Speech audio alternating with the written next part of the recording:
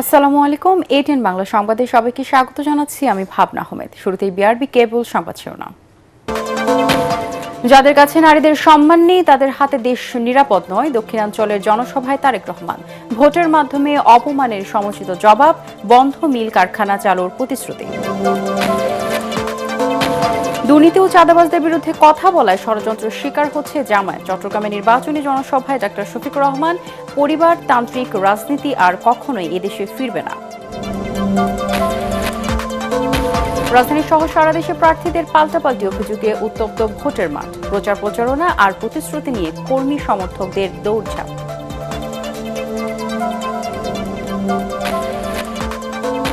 সুষ্ঠু নির্বাচন অনুষ্ঠান নিয়ে সংশয় এনসিপির। একটি দল নির্বাচনী প্রচার প্রচারণায় হামলা ও আচরণবিধি লঙ্ঘন করলেও ব্যবস্থা নিচ্ছে না ইসি। প্লট দুর্নীতির 2 মামলায় শেখ হাসিনার 10 বছর, শেখ রেহানার ছেলে রাদওয়ান সিদ্দিকের 7, টিউলিপের 4 ও আজমিনা সিদ্দিকের 7 বছরের কারাদণ্ড। এবং শ্রমিকদের কর্মবিরতিতে অচল দেশের অর্থনীতির হৃৎপিণ্ড চট্টগ্রাম বন্দর। আন্দোলন পরিকল্পিত কিনা তা খতিয়ে দেখে ব্যবস্থা নেওয়ার নির্দেশ নৌ উপদেষ্টার। শুনছিলেন বিআরবি কেবল সংবাদ শিরোনাম, এবারে বিস্তারিত। যাদের কাছে নারীদের সম্মান নেই তাদের হাতে দেশ নিরাপদ হতে পারে না বলে মন্তব্য করেছেন বিএনপি চেয়ারম্যান তারেক রহমান। নারীদের নিয়ে জামায়াত আমিরের মন্তব্যের প্রতিক্রিয়ায় তিনি বলেন, 12 তারিখের নির্বাচনে নারী সমাজ অপমানের সমুচিত জবাব দেবে। খুলনা ও যশোরের নির্বাচনী জনসভায় তিনি বলেন, জনগণের ভোটে রাষ্ট্র পরিচালনার দায়িত্ব পেলে সবাইকে নিয়ে দেশ পুনর্গঠনই হবে বিএনপির প্রধান লক্ষ্য। নির্বাচন নিয়ে নানা ষড়যন্ত্র হচ্ছে অভিযোগ করে তারেক রহমান বলেন, এরই অংশ হিসেবে ভোট গণনায় বেশি সময় লাগবে বলে প্রচার করা হচ্ছে। খুলনার বন্ধ হওয়া মিল কারখানা চালু করার মাধ্যমে বেকারত্ব দূর করার ঘোষণা দেন বিএনপি চেয়ারম্যান। মোহাম্মদ মনিরুজ্জামানের ক্যামেরায় দক্ষিণাঞ্চল থেকে বিস্তারিত জানাচ্ছেন কামরুজ্জামান রাজীব। মধ্য দুপুরে খুলনার জনস্রোতে তারেক রহমান। ছেড়ে যাব না, ভয় নয়, ছাড়ি নয়। নির্বাচনী সমাবেশের মঞ্চে উঠেই হাজারো জনতার ভালোবাসা আর অভিবাদনে সিক্ত হন ধানের শীষের কাণ্ডারি। দীর্ঘ 22 বছর পর প্রিয় নেতাকে কাছে পেয়ে উচ্ছ্বাস আর উন্মাদনায় ফেটে পড়ে নেতাকর্মী আর সমর্থকরা। স্লোগানের গর্জনে প্রকম্পিত হয়ে ওঠে খালিশপুরের সমাবেশস্থল ও আশপাশের এলাকা। খুলনা, সাতক্ষীরা ও বাগেরহাটের ধানের শীষের প্রার্থীদের বক্তব্যের পর বক্তব্য রাখতে গিয়ে তারেক রহমান অভিযোগ করেন, একটি রাজনৈতিক দলের শীর্ষ নেতা নির্বাচনের আগে নারীদের নিয়ে অসম্মানজনক কথা বলছে। তাতেই প্রমাণিত হয় তারা নারীদের আবদ্ধ করতে চায়। 71 সালে তারা যেভাবে নারীদের অপদস্থ করেছিল, নির্বাচনে জয়ী হলে তা আবারও করবে। একটি রাজনৈতিক দলের নেতা পরিষ্কারভাবে দুদিন আগে বলেছে যে সকল মহিলা, যে সকল মা বোনেরা কর্মসংস্থানের উদ্দেশ্যে কর্মসংস্থানের জন্য যান, তাদেরকে প্রিয় ভাই বোনেরা আপনাদের সামনে আমার বলতে রীতিমতন লজ্জা হচ্ছে। এমন একটি শব্দ সে আমাদের সব মা বোনদের জন্য ব্যবহার করেছে যা এই দেশের জন্য একটি কলঙ্ক স্বরূপ। তারা বলে তারা ইসলাম কায়েম করবে, কিন্তু নবী করিম সাল্লাল্লাহু আলাইহি ওয়াসাল্লামের স্ত্রী পর্যন্ত, উনিও পর্যন্ত একজন ব্যবসায়ী ছিলেন। তাহলে আজকে কোথায় গিয়ে দাঁড়ালো বাংলাদেশের নারী সমাজ তথা তাবৎ পৃথিবীর নারী সমাজকে কিভাবে অপমান করা হলো? যে দলটি নির্বাচনের আগে দেশের অর্ধেক জনগোষ্ঠীকে ঘরের মধ্যে বন্দী করতে চায়, অসম্মানজনকভাবে কথা বলে, তাহলে আপনাদের কাছে আমার প্রশ্ন, আজকে নির্বাচনে যদি তারা কোনোভাবে সুযোগ পায় নির্বাচন পরবর্তী সময়, তাহলে তাদের আচরণ কি হতে পারে? বাংলাদেশের তাবৎ মা বোনদেরকে বলবো আমি, যারা আপনাদেরকে এইভাবে অপমানিত করে তাদেরকে আপনারা কিভাবে জবাব দেবেন, আজ সেই সিদ্ধান্ত নেবার সময় এসেছে। খুলনাবাসীর সমর্থন চেয়ে বিএনপি প্রধান জানান, শিল্পনগরীকে আবারও পুনরুজ্জীবিত করবে বিএনপি। ইনশাআল্লাহ বিএনপি আগামী 13 তারিখে সরকার গঠন করলে এই শিল্পনগরীকে আবার জীবিত শিল্পনগরীতে আমরা পরিণত করতে চাই। আগামী দিনে বাংলাদেশের মানুষের সমর্থনে আল্লাহ তাআলার রহমতে আমরা সরকার গঠন করলে ইনশাল্লাহ আমাদের প্রথম দায়িত্ব হচ্ছে দেশকে পুনর্গঠন করা। তারেক রহমান বলেন, নির্বাচন যখন ঘনিয়ে এসেছে তখন আবারও পুরনো অপশক্তি নির্বাচন নিয়ে ছলচাতুরি শুরু করেছে। ভোটাধিকার যাতে কেউ কেড়ে নিতে না পারে, সবাইকে সজাগ থাকতে হবে। একটি মহল বলার চেষ্টা করছে এবার ভোট গণনাতে বলে অনেক সময় লাগবে। তিনি বলেন, একমাত্র বিএনপি পারবে দেশ পুনর্গঠন করতে, তাই দেশের অগ্রযাত্রা অব্যাহত রাখতে ধানের শীষকে বিজয়ী করতে হবে। বিগত সরকারের দুর্নীতি আর অব্যবস্থাপনার কারণে একসময়ের শিল্পনগরী খুলনা কর্মসংস্থানের অভাবে পরিণত হয়েছে মৃত নগরীতে। অবহেলিত এ জনপদের অতীত ঐতিহ্য ফিরিয়ে আনার পাশাপাশি নানা নাগরিক সমস্যা সমাধানে খুলনাবাসীর কাছে ধানের শীষে ভোট চাইলেন তারেক রহমান। বললেন, গণ অভ্যুত্থানের প্রত্যাশা পূরণে দৃঢ় প্রতিজ্ঞ বিএনপি, তাই কোনো অপপ্রচারে বিভ্রান্ত না হয়ে 12 তারিখের নির্বাচনে জনগণকেই সঠিক সিদ্ধান্ত নিতে হবে। পরে যশোরের বিরামপুর আদর্শ স্কুল ময়দানে নির্বাচনী সমাবেশে অংশ নিয়ে তারেক রহমান বলেন, যারা 71 সালে দেশ বিরোধী ভূমিকা রেখেছিল, নির্বাচন নিয়ে তাদের ষড়যন্ত্রের বিরুদ্ধে সবাইকে রুখে দাঁড়াতে হবে। তিনি বলেন, এবারের নির্বাচন দেশপ্রেমিক বনাম দেশ বিরোধীদের নির্বাচন। জনগণকেই সিদ্ধান্ত নিতে হবে তারা কার পক্ষে থাকবে। তারা যাদের কাছে গিয়ে বিকাশ নাম্বার চাইছে, এনআইডি নাম্বার চাইছে, সেই সকল মা বোনদেরকে, সেই সকল ভাইদেরকে বলবেন ওই দিন পর্যন্তই বিকাশ নাম্বারে হয়তো কিছু পাঠাবে, তারপরে আর খবর রাখবে না তারা। কামরুজ্জামান রাজীব, এটিএন বাংলা, যশোর। ইনশাআল্লাহ। নারী হেনস্থার প্রতিবাদ এবং চাঁদাবাজ ও দুর্নীতিবাজদের বিরুদ্ধে কথা বলায় ষড়যন্ত্রের শিকার হতে হচ্ছে বলে অভিযোগ করেছেন জামায়াতের আমির ডক্টর শফিকুর রহমান। আগামী 12 ফেব্রুয়ারি দাঁড়িপাল্লায় ভোট দিয়ে নারী, পুরুষ, তরুণ সবাই এসব ষড়যন্ত্রের জবাব দেবে বলেও মন্তব্য তার। দেশের রাজনীতিতে পরিবারতন্ত্র আর কখনোই ফিরবে না বলেও মন্তব্য করেন ডক্টর শফিক। চট্টগ্রাম ও কক্সবাজারে আলাদা 3 নির্বাচনী সভায় এসব কথা বলেন আমিরে জামায়াত। ইমদাদুল্লাহ বাবু রিপোর্ট। ঐক্যবদ্ধ বাংলাদেশ প্রতিষ্ঠার আহ্বান জানিয়ে কক্সবাজার ও চট্টগ্রামে নির্বাচনী সফরে আসেন জামায়াতের আমির ডাক্তার শফিকুর রহমান। মহেশখালীতে আমির জনসভায় পৌঁছালে 11 দলীয় জোটের নেতাকর্মী এবং সমর্থকরা তাকে স্বাগত জানান। যারা বাংলাদেশের 18 কোটি মানুষের মধ্য থেকে এই বিপ্লব, এই সংগ্রামের লড়াইয়ের অংশীদার ছিলেন, তাদের সকলের প্রতি আমি গভীর শ্রদ্ধা নিবেদন করছি। মহেশখালীর জনসভায় বক্তব্যে আমির জামায়াত বলেন, আগামীর বাংলাদেশ গড়তে দেশপ্রেমিক নেতার প্রয়োজন। ক্ষমতায় বসে যারা টাকা লুটপাট করে সম্পদ গড়েছে, তাদের অর্থ উদ্ধার করে দেশের উন্নয়নে ব্যয় করার ঘোষণাও দেন তিনি। বাংলাদেশের যে পরিমাণ টাকা লুণ্ঠন করে বিদেশে পাচার করা হয়েছে, আমরা আপনাদেরকে কথা দিচ্ছি ইনশাআল্লাহ ওদের পেটের ভিতরে হাত ঢুকায় বের করে আনবো ইনশাআল্লাহ, এবং সেই টাকা রাষ্ট্রীয় কোষাগারে জমা হবে। তারপরে ইনসাফের ভিত্তিতে সারা বাংলাদেশের উন্নয়ন হবে। পরে কক্সবাজারের জনসভায় শফিকুর রহমান বলেন, তরুণ সমাজ এখন আর বস্তাপচা পুরনো রাজনীতির সঙ্গে নেই। প্রাকৃতিক সৌন্দর্যের আধার কক্সবাজারকে আধুনিক পর্যটন নগরী হিসেবে গড়ে তোলার অঙ্গীকারও করেন ডাক্তার শফিক। আমি 18 কোটি মানুষের বিজয় চাই, পরিবারের গোষ্ঠীর বিজয় হলো, তারপরে জাতির উপরে তাণ্ডব চালানো হলো, ধিক্কার জানাই। আমরা আমাদের দেশ জাতিকে গড়তে চাই, এই জন্য যুব সমাজের হাতে ইনশাআল্লাহ আমরা অপমানজনক বেকার ভাতা তুলে দেব না, আমরা সম্মানের কাজ তুলে দেব ইনশাআল্লাহ। কক্সবাজারে 2টি জনসভা শেষে চট্টগ্রামে আসেন জামায়াত আমির। মহানগরীর বন্দর স্কুল অ্যান্ড কলেজ মাঠে জনসভায় নতুন বাংলাদেশ গড়তে তরুণদের ঐক্যবদ্ধ হওয়ার আহ্বান জানান তিনি। আমাদের মাদেরকে নিয়ে কেউ কিছু কিছু উল্টাপাল্টা করছে, আমরা জানি, সুশ্রুড়ি দিচ্ছে। আমি এর প্রতিবাদ করি। গত পরশুদিন থেকে আমার পিছনে লেগে গেছে। যারা লেগেছে ইনশাআল্লাহ এটা তাদের গলার ফাঁস হয়ে তাদের গলায় ঝুলবে ইনশাআল্লাহ। তুমি রেগে গেলে তো হেরে গেলে। ওরা আসলে তাদের হার মেনে নিয়েছে। 5 বিশ্ববিদ্যালয়ে যা হয়েছে, বিইজনিল্লাহ ইনশাআল্লাহ তাআলা লাজিম আগামী 12 তারিখ 56,000 বর্গ মাইলের 18 কোটি মানুষের পক্ষ থেকে সেটাই হবে। জামায়াতের বিজয়ের মধ্য দিয়ে 13 ফেব্রুয়ারি থেকে বাংলাদেশ নতুন অগ্রযাত্রা শুরু করবে বলেও আশাবাদ ব্যক্ত করেন জামায়াতে ইসলামীর এই শীর্ষ নেতা। ইনশাআল্লাহ। ইমদাদুল্লাহ বাবু, এটিএন বাংলা। উৎসবমুখর পরিবেশে রাজধানীতে চলছে ত্রয়োদশ জাতীয় সংসদ নির্বাচনের প্রচার প্রচারণা। মিছিল, শোডাউন, গণসংযোগ, সভা সমাবেশ, লিফলেট বিতরণে সরগরম পাড়া মহল্লা। নির্বাচন নিয়ে এখনও শঙ্কা রয়েছে জানিয়ে লেভেল প্লেইং ফিল্ড না থাকারও অভিযোগ করেন প্রার্থীরা। বিস্তারিত জানাচ্ছেন ইয়াসিন রানা। জমে উঠেছে ত্রয়োদশ জাতীয় সংসদ নির্বাচনের ভোটের মহড়া। বড় বড় শোডাউন করে জনপ্রিয়তার জানান দিচ্ছেন প্রার্থীরা। পাশাপাশি ভোটারদের দাঁড়ে দাঁড়ে গিয়ে ভোট চাচ্ছেন সমর্থকরা। সকাল থেকে রাত পর্যন্ত প্রার্থীদের বিরামহীন প্রচারণায় মুখরিত পাড়া মহল্লা।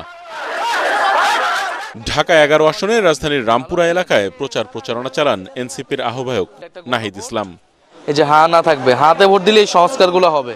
দুপুরে মান্ডা এলাকায় প্রচারণা চালান ঢাকা 9 আসনে বিএনপির প্রার্থী হাবিবুর রশিদ হাবিব। যে আমি ভালোর সাথে থেকেছি, ভালো কাজ করি, আমি ভালো ছেলে, তাহলে আপনাকে আমার ভোট দিবেন।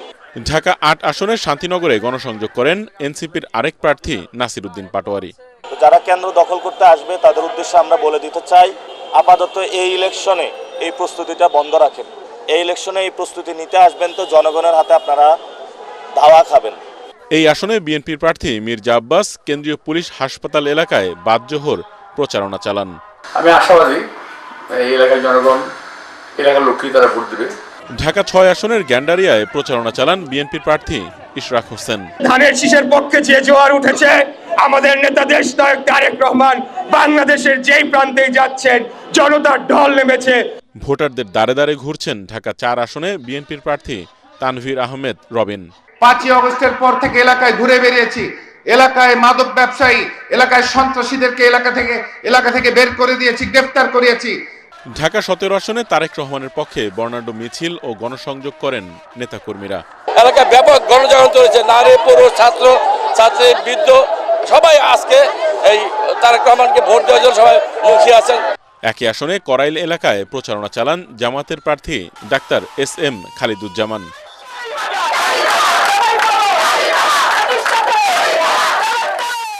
ঢাকা 16 আসনের মিরপুর 12 এলাকায় পাড়া মহল্লা চষে বেড়ান বিএনপির প্রার্থী আমিনুল হক।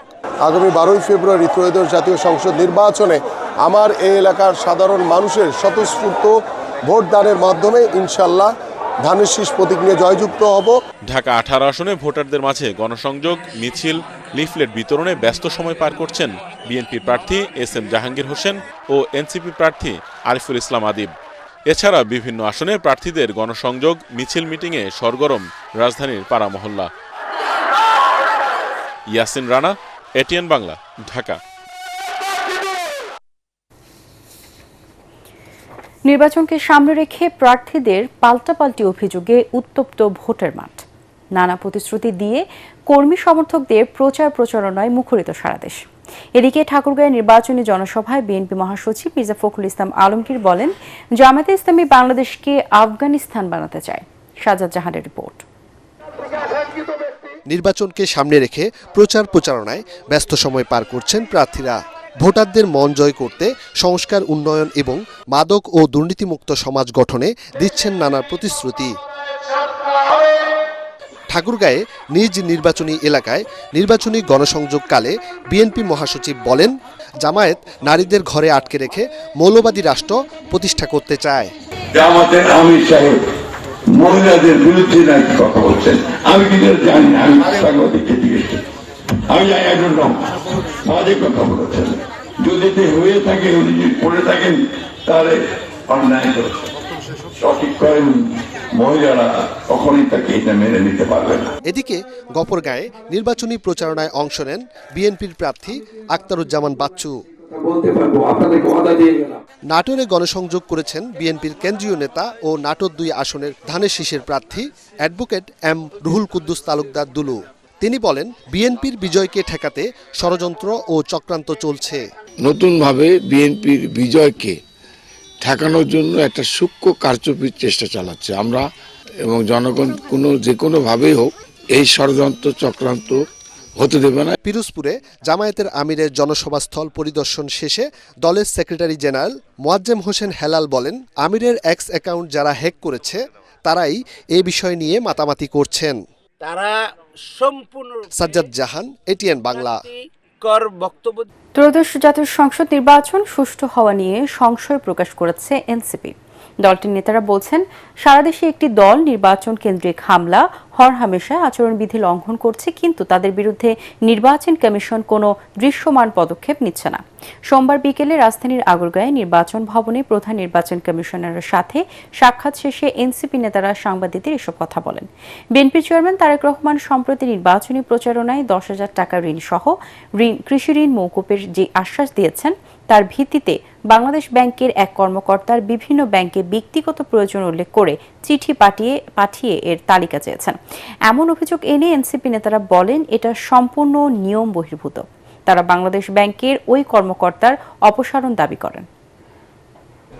যে দলেরই হোক, যারা নারী কর্মী রয়েছেন, যারা নারী প্রার্থী রয়েছেন, তাদের প্রতি বিশেষভাবে তাদের নিরাপত্তাটা যাতে বজায় রাখা হয় সেই দিকে আমরা বিশেষ দৃষ্টি দেওয়ার জন্য অনুরোধ করেছি। তারা আশ্বাস দিয়েছেন, কিন্তু আমরা বিগত সময়ে যদি বলি, তাদের আশ্বাসে আমরা আসলে আশ্বস্ত হতে পারছি না। সুষ্ঠু নির্বাচন সম্ভব কিনা সেটা তো অবশ্যই সেই প্রশ্নটা রয়েছে, কারণ আমরা তো দেখতে পাচ্ছি যে একটা পক্ষ থেকে হামলাগুলোর ঘটনা ঘটছে, একটা পক্ষ থেকেই বিভিন্ন ধরনের অনিয়মের ঘটনাগুলো ঘটছে, আর একটা পক্ষ আসলে এগুলো শিকার হচ্ছে।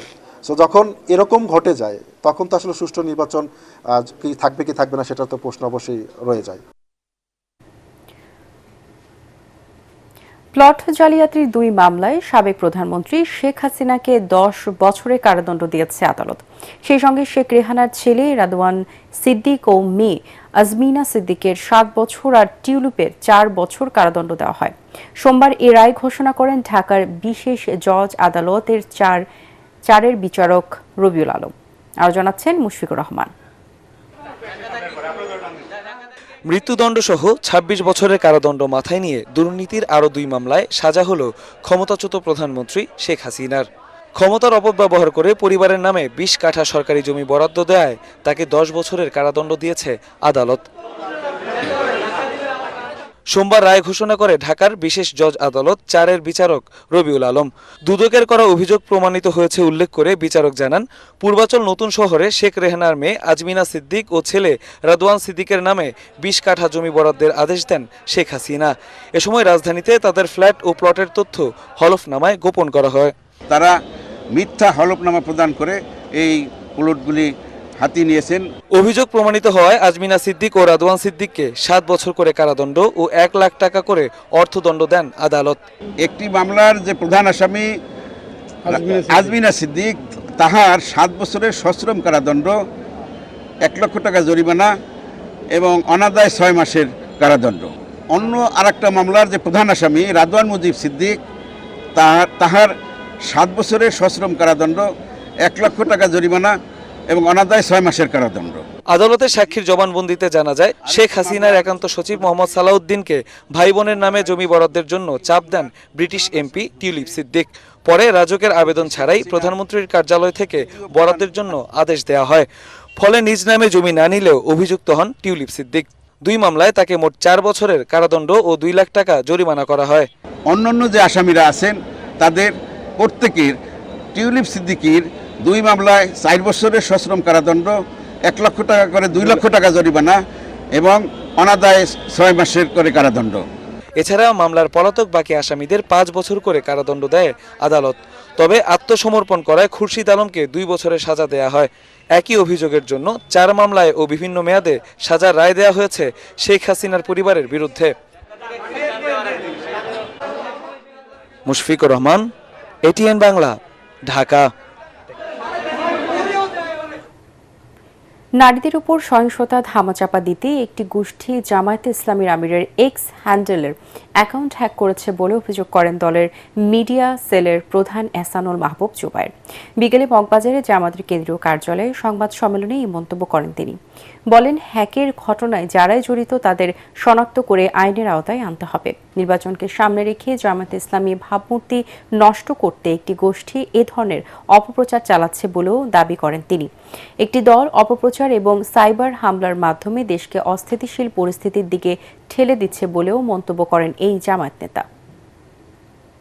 আমাদের আমিরে জামাত ডক্টর শফিকুর রহমান এবং আমাদের ইউনিয়নের নেতৃবৃন্দ নারীদের প্রতি সম্মান মর্যাদা রেখে কথা বলেন, সেখানে উল্টো তার আইডি হ্যাক করা হয়েছে এবং মিথ্যা তথ্য সেখানে দেওয়া হয়েছে এবং এই আইডি হ্যাক করার ক্ষেত্রে আপনারা দেখেছেন যে বঙ্গভবনের একটি ইমেলকে ব্যবহার করা হয়েছে। সংরক্ষিত জায়গা থেকে যদি এই ধরনের আক্রমণ হয় তাহলে জাতীয় নেতৃবৃন্দের নিরাপত্তা কোথায়? সাইবার নিরাপত্তার ব্যাপারে আমরা উদ্বিগ্ন। সরকারকে, নির্বাচন কমিশনকে এই ব্যাপারে দায়িত্বশীল ভূমিকা পালন করতে হবে। শহীদ রাষ্ট্রপতি জিয়াউর রহমানের জন্মবার্ষিকী উপলক্ষে রাজধানীর করাইল বস্তিতে ফ্রি মেডিকেল ক্যাম্প ও ওষুধ বিতরণ কার্যক্রম পরিদর্শন করেছেন বিএনপি চেয়ারম্যানের স্ত্রী ডাক্তার জুবাইদা রহমান। চিকিৎসা সেবা নিতে আসা রোগীদের সাথে কথা বলেন এবং তাদের খোঁজ খবর নেন জিয়া পরিবারের পুত্রবধূ। বিপুল সংখ্যক বস্তিবাসী সুবিধা বঞ্চিত মানুষ প্রতিদিন এই ক্যাম্প থেকে চিকিৎসা সেবা নিচ্ছেন। ঢাকা 17 আসনে ধানের শীর্ষের প্রার্থী তারেক রহমানের নির্বাচন পরিচালনা কমিটির প্রধান সমন্বয়ক আব্দুস সালাম ও সহ সমন্বয়ক ডাক্তার ফরহাদ হালিম ডোনার এই সময় উপস্থিত ছিলেন।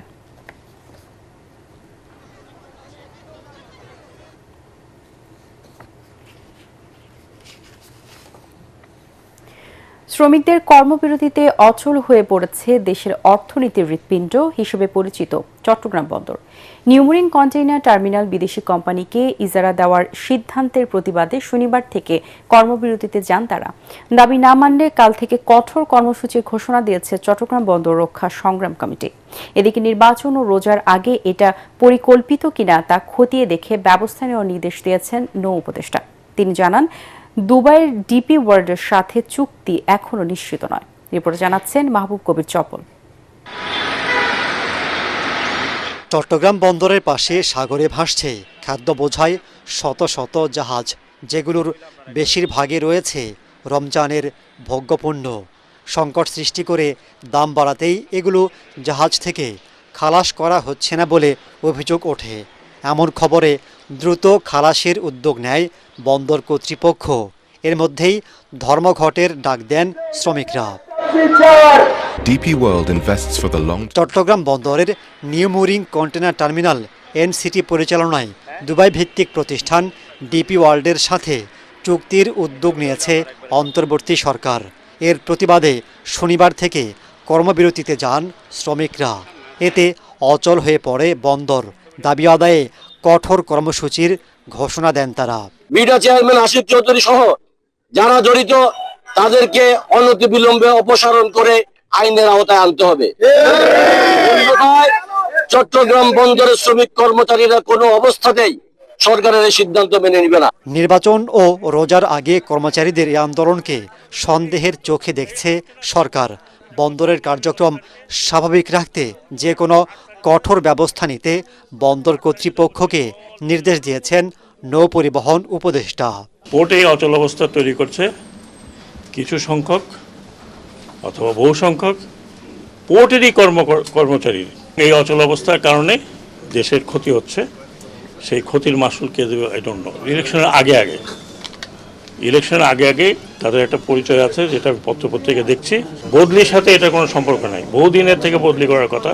তারা যদি কোনো স্বার্থ নিয়ে এগুলো করে তাহলে সেটার জন্য আমি বলতে পারবো না। I have no idea.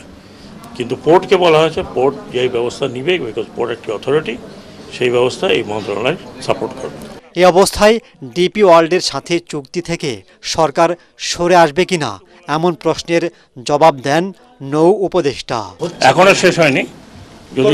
যদি ফেভারেবল হয় তাহলে হবে, ফেভারেবল না হলে হবে না।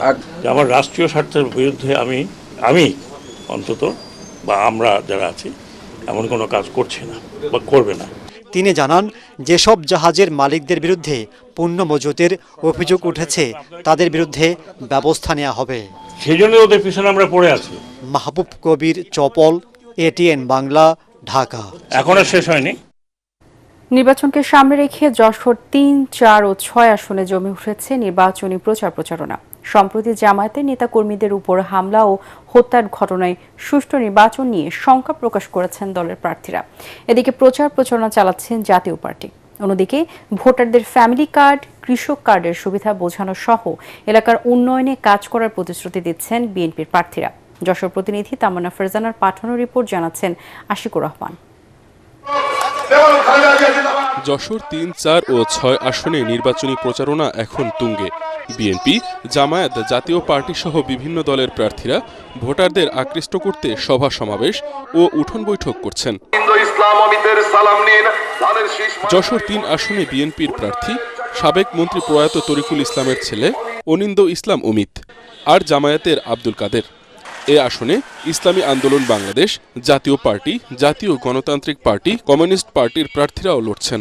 তরুণ যুবকেরা বাংলাদেশের জনসংখ্যার সবচেয়ে বেশি অংশ তারা, আর জনসংখ্যার অর্ধেক হচ্ছে নারী। তাই তাদের মতামতকে আমরা গুরুত্ব দিয়ে আগামীর পথ চলতে চাই। যশোর ৪ আসনে বিএনপির প্রার্থী মতিয়ার রহমান ফারাজি, জামায়াত ইসলামীর অধ্যাপক গোলাম রসুল, এছাড়াও জাতীয় পার্টির স্বতন্ত্র, ইসলামী আন্দোলন বাংলাদেশ, খেলাফত মজলিস, বাংলাদেশ মাইনরিটি জনতা পার্টির প্রার্থীরাও রয়েছেন মাঠে। জাতীয় পার্টির প্রার্থী জহিরুল হক অভিযোগ করে বলেন, তাদের প্রচারণায় বাধা দেয়া হচ্ছে। সারা দেশে বিভিন্ন জায়গায়, বিশেষ করে বাংলাদেশ জামাত ইসলামীর যে সমস্ত মহিলা কর্মী, তাদেরকে বেইজ্জতি করা হচ্ছে, হামলা করা হচ্ছে। আমাদের পুরুষ কর্মীদের পর অনেক জায়গায় হামলা করা হচ্ছে। আমাদের জাতীয় পার্টির সকল নেতা কর্মীরা একটু আতঙ্কিত আছে, তাদের জন্য আমাদের মাঠ এখনো পরিষ্কার না। যশোর ৬ আসনে বিএনপির প্রার্থী আবুল হোসেন আজাদ এবং জামায়াতে ইসলামীর প্রার্থী মুক্তার আলীর মধ্যেই হবে প্রতিদ্বন্দ্বিতা। তবে ভোটের লড়াইয়ে আছে এবি পার্টি, জাতীয় পার্টি, ইসলামী আন্দোলন বাংলাদেশের প্রার্থীরাও।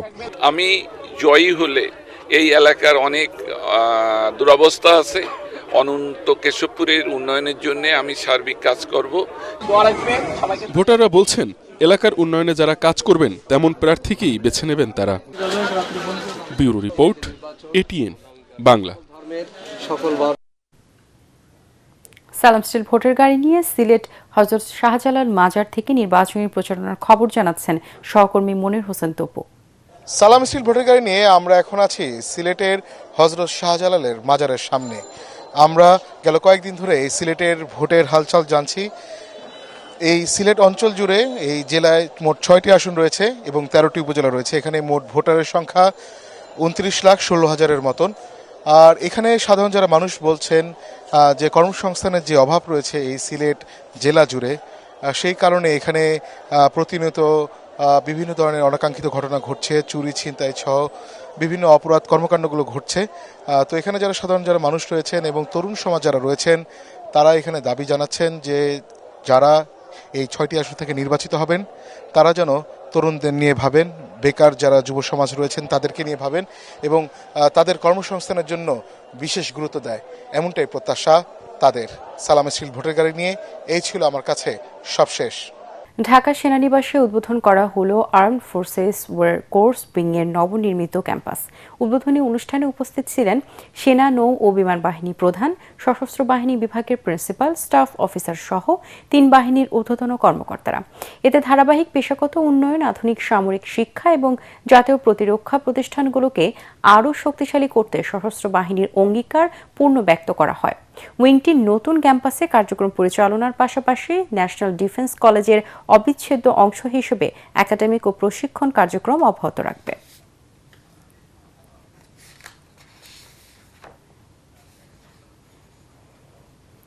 সাইবার বুলিং প্রতিরোধে শুধু আইন থাকলে হবে না, এর কার্যকর প্রয়োগ নিশ্চিত করতে হবে বলে মনে করেন বিএনপি চেয়ারম্যান তারেক রহমানের কন্যা ব্যারিস্টার জাইমা রহমান। রাজধানীর বনানী ডিওএইচএসে তরুণদের সাথে চায়ের আড্ডা অনুষ্ঠানে তিনি কথা বলেন।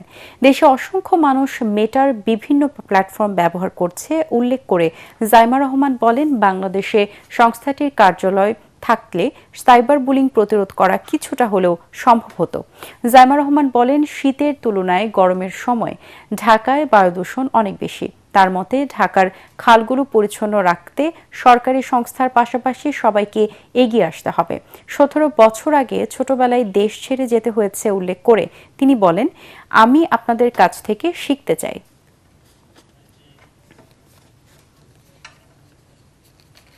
এসি ইউনিট পুরনো এবং ওটা থেকে অনেক কেমিক্যালস, অনেক ফিউমস আসে, আর যখন গরমকালে সব একসাথে চালানো হয় তখন এয়ার পলিউশনটা আরও খারাপ হয়ে যায়। ওটার কারণে বাচ্চাদের, আমারও আগে ঢাকা থাকার সময় আমার শ্বাসকষ্ট, অ্যাজমা ছিল। তো আস্তে আস্তে ঠিক হতো, কিন্তু অনেকজন লাং ক্যান্সার অনেক কিছু হয়। ফ্লাইওভার অনেক করা হয়েছে, কিন্তু মানে ফ্লাইওভার নিচে যে মানুষেরা পার হবে, রাস্তা পার হবে, ওরকম ব্যবস্থা কিন্তু করা নাই। অন্ধকার তো হ্যাঁ, তো রাত হলে সন্ধ্যা হলে তো এখানে মনে হয় মানে একটু রিস্কি একটা জায়গা, একটু লাইটিং টাইটিং হয়। 8 বছরের নির্যাতন ও অবিচারের জন্য আন্তর্জাতিক অপরাধ ট্রাইব্যুনালে সুবিচার চেয়েছেন গুমের শিকার অবসরপ্রাপ্ত ব্রিগেডিয়ার জেনারেল আব্দুল্লাহিল আমান আজমি। আন্তর্জাতিক অপরাধ ট্রাইব্যুনালে ক্ষমতাচ্যুত প্রধানমন্ত্রী শেখ হাসিনা সহ 13 জনের বিরুদ্ধে গুম ও নির্যাতনের মামলার জবানবন্দি শেষে তিনি কথা জানান। গত 2 দিনে জবানবন্দি শেষ করেছেন তিনি। বৃহস্পতিবার তাকে জেরা করবেন আসামি পক্ষের আইনজীবীরা। জবানবন্দিতে তিনি বলেন, বর্তমান সেনাপ্রধান 5 আগস্টের পর নিশ্চিত করেছেন তাকে ডিজিএফআই এর গুম করেছে। এ সময় কাঠগড়ায় দাঁড়িয়ে থাকা 3 সেনা কর্মকর্তাকে তিনি চিহ্নিত করেন। সাংবাদিকদের প্রশ্নের জবাবে আজমি বলেন, গুম করা হলেও সেখানে তাকে ভিআইপি ক্যাটাগরির সুযোগ সুবিধা দেওয়া হয়েছিল। এর আগে এ মামলায় বিএনপি নেতা হোম্মাম কাদের চৌধুরী ও সাবেক নেতা কর্মকর্তা হাসিনুর রহমান সাক্ষ্য দিয়েছেন। একটা তদন্ত কমিটি করেছেন 5 সদস্য লেফটেন্যান্ট জেনারেল শাহিনের নেতৃত্বে। সেই তদন্ত কমিটি রিপোর্টের উপর ভিত্তি করে উনি 3 তারিখে আমাকে ওনার অফিসে দাওয়াত দিয়েছেন। আমি হাসপাতালে তখন ভর্তি ছিলাম। ওনার অফিসে গিয়ে উনি লেফটেন্যান্ট জেনারেল শাহিন উপস্থিত আমাকে বলেছেন যে ডিজিএফআই এর যে আমাকে অপহরণ করেছিল, ওখানে আটক লেগেছিল, নিশ্চিত করেছেন। আমি প্রথমে গুম কমিশনে বলেছি, এখানে বলেছি রুমটার সাইজ ছিল 21/17। আমার আগে ওই রুমে হুমাম কাদেরকেও রেখেছিল। আমি জেনেছি আমার আগে ওখানে বিএনপির চেয়ারম্যান তারেক রহমানকেও রেখেছিল যখন অপহরণ করেছিল। তো ওই রুমে তারা যাদেরকে ভিআইপি মর্যাদা দেয় তাদেরকে ওই রুমে রাখে। সালাম স্টিল ভোটের গাড়ি নিয়ে ঢাকা 4 আসনে আছেন সহকর্মী মিজান শাহজাহান। তিনি জানাচ্ছেন ভোটের হালচাল। সালাম স্টিল ভোটের গাড়ি নিয়ে এখন আমরা আছি রাজধানীর শ্যামপুরে। শ্যামপুর ও কদমতলী থানা নিয়ে সংসদীয় আসন ঢাকা 4 গঠিত। এই আসনে বিএনপির প্রার্থী হিসাবে রয়েছেন তানভীর আহমেদ রবিন। অন্যদিকে জামাত সহ 11 দলীয় জোটের প্রার্থী হিসাবে এখানে রয়েছেন সৈয়দ জয়নুল আবেদিন। এই 2 প্রার্থীর মধ্যে মূল লড়াই হবে বলে এখানকার ভোটাররা আমাদের আশ্বস্ত করেছেন। আমরা সারাদিন এখানকার ভোটারদের সঙ্গে ঘুরে ঘুরে কথা বলেছি। তারা বলছেন যে এটি ঢাকার এমন একটি আসন যে আসনে কোনো হাসপাতাল নেই, নেই একটি খেলার মাঠ। আগামীতে যিনি সংসদ সদস্য নির্বাচিত হবেন তাকে চ্যালেঞ্জ দিতে হবে কিভাবে এই আসনটিকে ঢাকার অন্য যেসব আসন আছে সেসব আসনের মতো করে একটি আদর্শ আসন হিসাবে গড়ে তোলা যায়। সালাম স্টিল ভোটের গাড়ি নিয়ে এই মুহূর্তে হচ্ছে আমার কাছে সবশেষ খবর। সালাম স্টিল ভোটের গাড়ি নিয়ে সাভারের আশুলিয়ায় আছেন সহকর্মী শেখ বাশার। তিনি জানাচ্ছেন সেখানকার নির্বাচনী প্রচারণার সর্বশেষ খবর। সালাম স্টিলের ভোটের গাড়ি নিয়ে আমি এখন আছি ঢাকা 19 সাভারে। প্রার্থীদের কাছে বিভিন্ন দাবি দেওয়া করছে এবং প্রার্থীরা সকাল থেকে বিকাল পর্যন্ত, রাত পর্যন্ত তারা একটু গ্রামে গ্রামে, মহল্লায় মহল্লায়, বাড়িতে বাড়িতে ভোট চাচ্ছেন। যারা সন্ত্রাস মুক্ত রাখবে, হ্যাঁ, তাদেরকে আমরা ভোট দেবো। যারা দেশের উন্নয়ন করবে তাদেরকে আমরা ভোট দেবো। ভোটাররা বললেন, তারা বলছেন এলাকায় যারা সন্ত্রাস, চাঁদাবাজি মুক্ত সাভার গড়ে তুলবেন, ক্লিন সাভার গড়ে তুলবেন, এই ধরনের যোগ্য প্রার্থীকে তারা ভোট দিয়ে নির্বাচিত করবেন। এই ছিল আমার কাছে সালাম স্টিলের ভোটের গাড়ি নিয়ে সর্বশেষ সংবাদ। ভবিষ্যতে ব্যাংকিং খাতের জন্য কঠিন চ্যালেঞ্জ অপেক্ষা করছে বলে মন্তব্য করেছেন অর্থ উপদেষ্টা সালেউদ্দিন আহমেদ। তিনি বলেন, সংকট কাটাতে ব্যাংকগুলোকে স্বচ্ছতা, জবাবদিহিতা এবং পেশাগত সক্ষমতা নিশ্চিত করতে হবে। সকালে সোনালী ব্যাংকের বার্ষিক সম্মেলনে এসব কথা বলেন উপদেষ্টা। আর ঋণ দেওয়ার ক্ষেত্রে ব্যাংকগুলোকে আরও সতর্ক এবং সাহসী হবার কথা বলেন বাংলাদেশ ব্যাংকের গভর্নর। তরিক ইসলামের রিপোর্ট। 1984 ব্যাচের সদস্য। রাজধানীর বসুন্ধরা ইন্টারন্যাশনাল কনভেনশন সেন্টারে অনুষ্ঠিত হয় সোনালী ব্যাংকের বার্ষিক সম্মেলন। এতে স্বচ্ছতার সাথে কাজ করতে কর্মকর্তাদের প্রতি আহ্বান জানান ব্যাংকের চেয়ারম্যান। তুলে ধরেন ভবিষ্যৎ পরিকল্পনা। লোনের অ্যাপ্লিকেশন আসে চেয়ারম্যানকে অ্যাড্রেস করে, লোনের অ্যাপ্লিকেশন হবে এমডিকে অ্যাড্রেস করে। এমডি যতক্ষণ পর্যন্ত বোর্ডে না আনবে ততক্ষণ পর্যন্ত এটা বোর্ডের জুরিসডিকশনে বিষয় না। অনুষ্ঠানে কেন্দ্রীয় ব্যাংকের গভর্নর ডক্টর আহসান এইস মনসুর বলেন, রাষ্ট্রায়ত্ত বাণিজ্যিক ব্যাংকগুলো ঋণ বিতরণে সক্ষম হলেও সময়মতো তা আদায়ে ব্যর্থ। জোর দেন রেমিটেন্স প্রবাহ ও রপ্তানির পরিমাণ বাড়াতে কার্যকর উদ্যোগ নেওয়ার উপর। সরকারি ব্যাংকটা ঋণ দিতে পারে কিন্তু ঋণ নিতে পারে না, আদায় করতে পারে। আমরা যদি এত ডিপোজিট দেই, সেই ডিপোজিটটাকে যদি আমরা ঋণ পর্যায়ে নিয়ে বৃহত্তর অর্থনীতিতে ব্যবহার করতে না পারি তাহলে কিন্তু আমাদের অর্জনটা একটু খাটো হয়ে যাবে। এ সময় অর্থ উপদেষ্টা জানান, দেশের ব্যাংকিং খাতের জন্য ভবিষ্যতে আরও কঠিন চ্যালেঞ্জ অপেক্ষা করছে, যা উত্তরণের দায়িত্ব নির্বাচিত সরকারকে নিতে হবে। রাজনৈতিক আমলাতান্ত্রিক অনেক রকম হস্তক্ষেপ বা বাধা আসতে পারে, সেগুলোকে আমি একেবারে তুচ্ছ করে উড়িয়ে দেবেন না, সেগুলোকে নেগোশিয়েট করতে হবে। আপনি একজন পলিসি মেকারকে বা একজন রাজনীতিবিদকে চট করে বলতে পারবেন না করবো না, এটা করতে হবে আপনাদের, তাদেরকে বোঝাতে হবে। চলতি বছরে 10,000 কোটি টাকার বেশি মুনাফা অর্জনের লক্ষ্য নির্ধারণ করেছে সোনালী ব্যাংক। তরিক ইসলাম, এটিএন বাংলা, ঢাকা। এবারে অর্থ সংবাদ।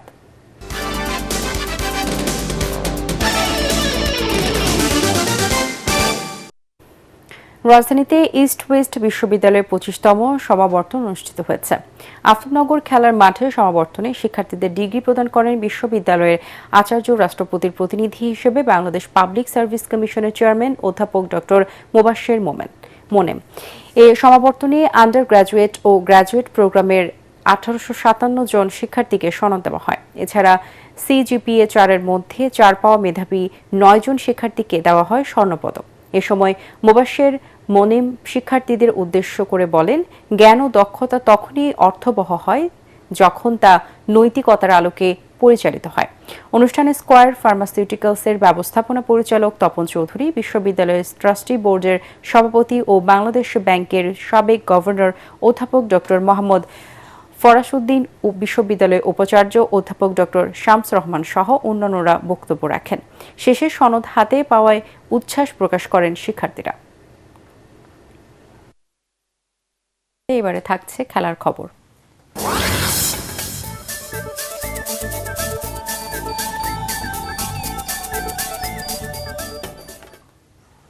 টি-20 বিশ্বকাপে ভারতের বিপক্ষে পাকিস্তানের না খেলা নিয়ে উদ্বেগ প্রকাশ করেছে আন্তর্জাতিক ক্রিকেট কাউন্সিল ICC। পিসিবিকে সতর্ক করে বিশ্ব ক্রিকেটের নিয়ন্ত্রক সংস্থাটি বলেছে, এমন সিদ্ধান্তের প্রভাব পাকিস্তান ক্রিকেটের জন্য দীর্ঘমেয়াদী ও গভীর হতে পারে। একই সঙ্গে তারা আশা করছে ক্রিকেটের বৃহত্তর স্বার্থে পিসিবি এই জটিলতার একটি গ্রহণযোগ্য সমাধানে পৌঁছাবে। বিশ্লেষকদের মতে এই একটি ম্যাচ বর্জনের ফলে বিশ্ব ক্রিকেটের সম্ভাব্য ক্ষতি হতে পারে অন্তত 25 কোটি মার্কিন ডলার, যা বাংলাদেশি মুদ্রায় প্রায় 3075 কোটি টাকা। এমন পরিস্থিতিতে আইসিসির ভূমিকা নিয়েও প্রশ্ন তুলতে পারে সম্প্রচারকারীরা। শেষ করার আগে বিআরবি কেবল সংবাদ শিরোনামগুলো জানিয়ে দিব আরেকবার। যাদের কাছে নারীদের সম্মান নেই তাদের হাতে দেশ নিরাপদ নয়, দক্ষিণাঞ্চলে জনসভায় তারেক রহমান। ভোটের মাধ্যমে অপমানের সমুচিত জবাব, বন্ধ মিল কারখানার চালুর প্রতিশ্রুতি। দুর্নীতি ও চাঁদাবাজদের বিরুদ্ধে কথা বলার ষড়যন্ত্রের শিকার হচ্ছে জামায়াত। চট্টগ্রামের নির্বাচনী জনসভায় ডক্টর শফিকুর রহমান। পরিবারতান্ত্রিক রাজনীতি আর কখনো এদেশে ফিরবে না। রাজধানী সহ সারা দেশে প্রার্থীদের পাল্টাপাল্টি অভিযোগে উত্তপ্ত ভোটার মাঠ। প্রচার প্রচারণা আর প্রতিশ্রুতি নিয়ে কর্মী সমর্থকদের দৌড়ঝাঁপ।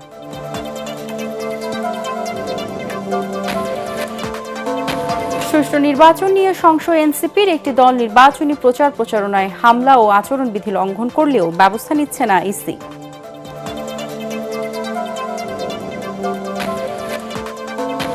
প্লট দুর্নীতির 2 মামলায় শেখ হাসিনার 10 বছর, শেখ রেহানার ছেলে রাদওয়ান সিদ্দিকের 7, টিউলিপের 4 ও আজমিনা সিদ্দিকের 7 বছরের কারাদণ্ড।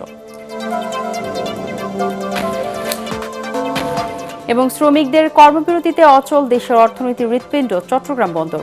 আন্দোলন পরিস্থিতি পরিকল্পিত কিনা তা খতিয়ে দেখে ব্যবস্থা নেওয়ার নির্দেশ নৌ উপদেষ্টার।